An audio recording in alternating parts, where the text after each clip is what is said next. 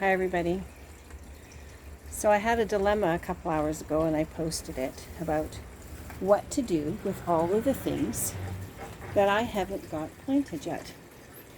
So I spent a couple of hours and I got this planter done right here. And I got a lot of those off the table. And I started with some perennials along here and some herbs along here. I didn't do much over there yet. And I didn't do anything here. I started down here and I started briefly here, not much. So lots more to do. I've got to clean the deck.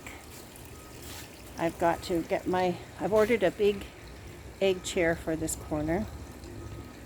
That corner, I think over there, is pretty much set up.